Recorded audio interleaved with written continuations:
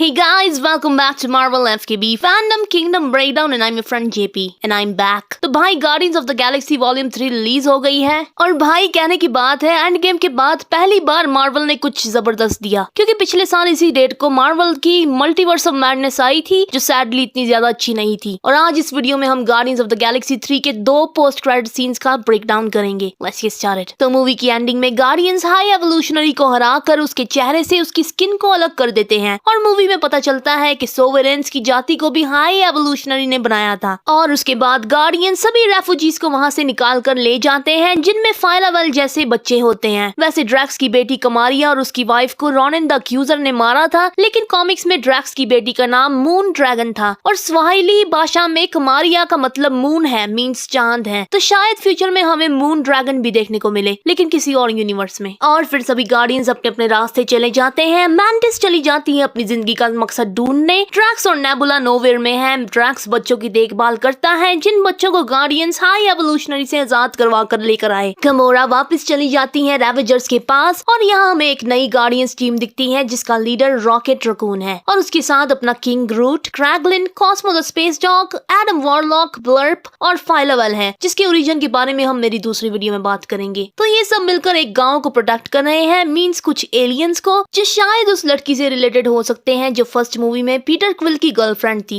यहाँ Rocket Peter Quill का favourite song सुनता है जिसका नाम है come and get your love by Redbone, जिस सॉन्ग पर पीटर क्विल गार्डियंस 1 में डांस कर रहा था जब वो मोराक प्लैनेट पर था। और फिर नए गार्डियंस आगे बढ़ते हुए दिखते हैं। वैसे इस नई टीम का आइडिया बहुत ही सिमिलर है कॉमिक्स के एनाइलेटर से। तो कॉमिक्स में पीटर क्विल की डेथ हो गई थी और पीटर क्विल की आखिरी इच्छा थी स्पेस को बचाना, जिस आखिरी इच्छा को पूरी करने के लिए कॉस्मो तैयार करता है एक टीम यूनिवर्स के थ्रेट्स को खत्म करने के लिए। तो शायद ये नए गार्डियंस यूनिवर्स के थ्रेट्स को खत्म किया करेंगे। शायद फ्यूचर में हमें इन गार्डियंस के साथ हैरी स्टाइल्स का कैरेक्टर एरोस भी दिखेगा। वैसे इस कैरेक्टर को काफी हेट मिली थी क्योंकि हैरी स्टाइल्स का मूवी में आना नेपोटिज्म माना जा रहा था।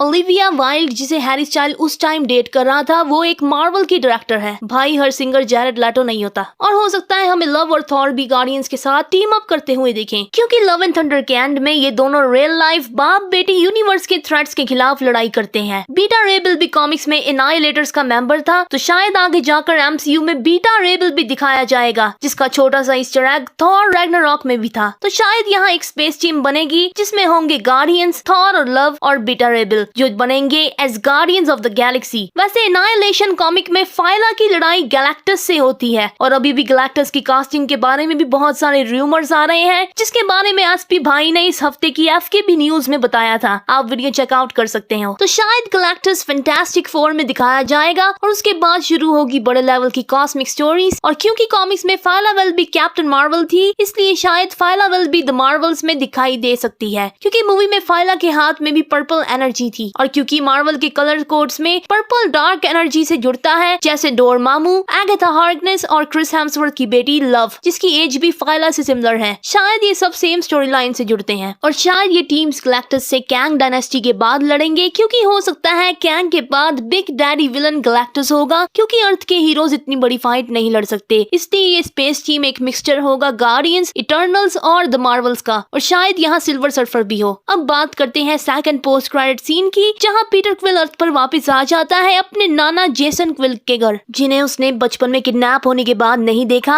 वैसे गार्डियंस 1 में भी पीटर क्विल का मिडिल नेम जेसन दिखाया गया है, जो उसके ग्रैंडफादर का नेम है। तो उसके ग्रैंडपा का घर का दरवाजा उनकी न्यू वाइफ खोलती है, जिसे देखकर पीटर उस घर को गलत घर सोच लेता है, लेकिन फिर वो मिस्टर क्विल के बारे में पूछता है और फिर वो उसे घर में एंट्री दे देती है और फिर उसे अपने ग्रैंडफादर मिल जाते हैं और दोनों हग करते हैं। और उसके बाद पीटर क्विल सीरियल खा रहा है और उसके ग्रैंडपा जेसन जो पेपर पढ़ रहे हैं, उसके पीछे है हेडलाइन केविन बेकन की किडनैपिंग एलियंस ने की, जो हॉलिडे स्पेशल में ड्रैक्स और मैंटिस ने किया था। अब क्योंकि ग्रैंडपा जेसन की दूसरी शादी हो गई है, तो उनका कोई बच्चा भी होगा जिसमें एक्स जीन्स भी होगी। अब एक्स जीन्स पीटर क्विल की मॉम में थी, इसलिए ईगो ने मेरेडिथ क्विल को चुना था। तो मतलब यहाँ एक और एक्स जीन्स वाला आदमी हो सकता है। वेल पीटर का अर्थ पर आना सिमिलर है ऑडिबल पे आने वाली वेस्टलैंडर से, जहाँ स्टार लॉर्ड 30 साल बाद अर्थ पर आया है। थैंक गॉड इस मूवी की हैप्पी एंडिंग हुई और हर बार की तरह विलन की हार हुई, कोई मरा नहीं। और एंडिंग में लिखा है लेजेंडरी स्टार लॉर्ड फिर से वापस आएगा। तो यहाँ लेजेंडरी स्टार लॉर्ड इसे इज्जत से नहीं कहा जा रहा, इस नाम से भी कॉमिक आई थी। हो सकता है यहाँ हमें उस स्टोरी लाइन से भी रिलेटेड कुछ दिखाया जाए। तो भाई फाइलावेल के ओरिजिन के बारे में किसी और वीडियो में बात करेंगे, क्योंकि ये वीडियो लंबी हो जाएगी। तो आपको मूवी कैसी लगी? मुझे तो बहुत अच्छी लगी। तो आज के लिए बस इतना ही। Thanks for watching.